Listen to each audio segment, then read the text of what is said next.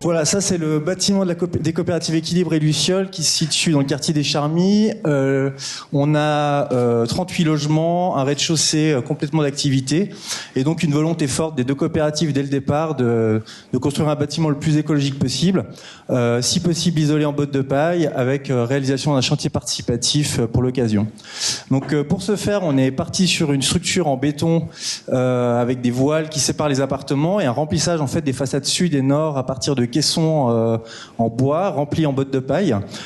Ici, on voit le prototype en fait de ces caissons qui vont accueillir les fenêtres à l'intérieur. L'intérêt, c'était la préfabrication, donc de pouvoir organiser ce chantier participatif avec tous les habitantes et habitants qui vont habiter dans ce lieu. Et donc là, un chantier participatif est organisé dans les sous-sols. Donc l'avantage, c'est d'avoir construit le parking en premier, comme il se doit, et donc d'être à l'abri des nuisances du chantier et de pouvoir, en toute sécurité, réaliser ces caissons. Donc là, on voit en fait, on a installé un tunnel de maraîcher avec toute la terre d'excavation du site, en tout cas la quantité dont on avait besoin, qui est couvert pour pouvoir garder une humidité qui corresponde à ce qui nous intéresse et surtout pour pouvoir brasser la terre à l'aide d'un motoculteur comme on le voit ici.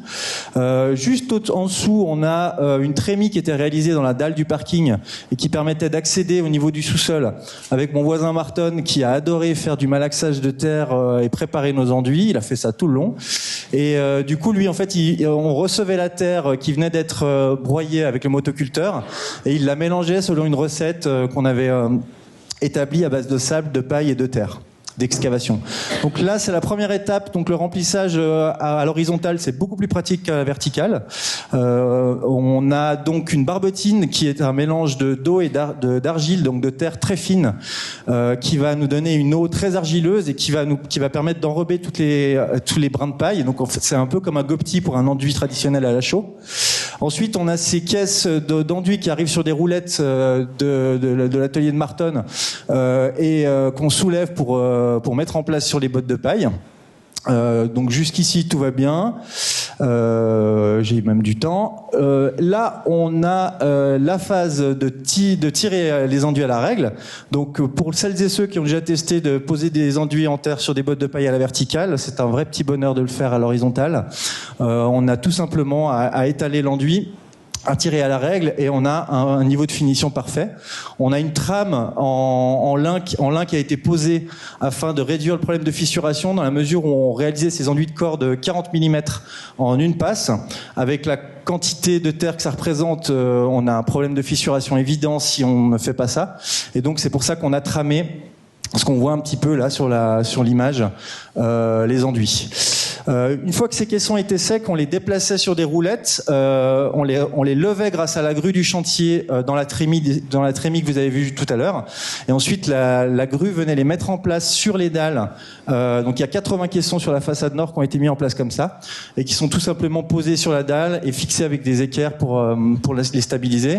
Et voilà le résultat final où là, ici, on a donc la chape qui va faire le joint en partie basse, la petite pièce de bois qui va faire le joint en partie haute et qui permet de faire le rail à rideau, et puis l'enduit de finition qui est à base d'argile blanche de la Drôme, de sable du Jura et de petites pailles fines réalisées également par les habitantes et les habitants. Voilà le deuxième projet. Le deuxième projet, c'est donc un projet de Christian Van During, architecte, qui consiste à construire 3 villas contiguës au Grand Saconnet, au chemin du Jon, sur le site d'une ancienne maison. Là, le projet était de construire un bâtiment très bien isolé en bois, mais d'apporter une inertie nécessaire au confort thermique grâce à la terre et à la réalisation d'un mur en pisé que vous voyez ici sur cette coupe.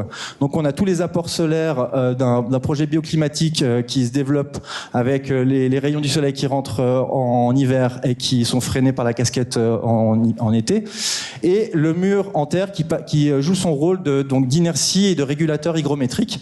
Donc pour le réaliser, il a fallu on est arrivé un peu tard dans l'enchaînement du chantier, donc du coup on a dû s'adapter. Le bâtiment était déjà construit, on a dû coffrer à l'intérieur avec des petits coffrages contremontés sur le côté. Et ensuite, vous verrez après, je vous expliquerai, j'ai perdu le fil. Là, on a notre camarade qui s'occupe, donc la terre d'excavation, il y avait à peu près 80 mètres cubes. Lui, il s'occupe donc de prendre cette terre brute, comme celle-ci. On enlevait les gros grains, ça se voit d'ailleurs en bas, à la main, dès que ça dépassait 80 mm. Et ensuite, on les mélangeait à la bétonnière pour obtenir la bonne teneur en eau. Ensuite, il l'amenait avec une brouette devant le coffrage du mur. Et il y a notre ami qui remplit des seaux pour pouvoir ensuite dispatcher cette terre dans ce coffrage et ensuite la damer grâce à un foulard pneumatique. Là, pour l'instant, tout va bien. À cette étape, c'est là où ça devient compliqué. Il y a moyen de faire beaucoup plus, d'être beaucoup plus performant, en tout cas en termes de phasage de chantier. La complexité, c'était évidemment de monter la terre dès qu'on commençait à dépasser une certaine hauteur dans la trémie de l'escalier.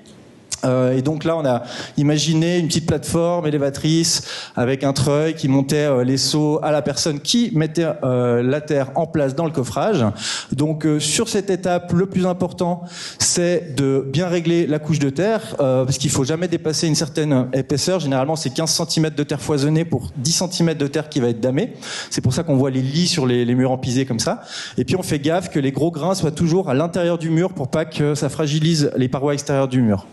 Et donc la dernière étape, le fouloir pneumatique, donc qui remplace l'ancestral pisoir en bois. Avant, les gens étaient à peu près 8 dans un coffrage, un tous les mètres, et souvent ils dansaient, ils chantaient, parce qu'il faut se donner du baume au cœur. Là, on est tout seul et il y a beaucoup de bruit. Et puis voilà le résultat final. Donc on a le mur empisé qui traverse tout le bâtiment et qui donc joue entre les finitions très soignées de l'ensemble de l'architecture de Christian et ce mur brut qui vient exprimer cette terre qui vient des entrailles du bâtiment.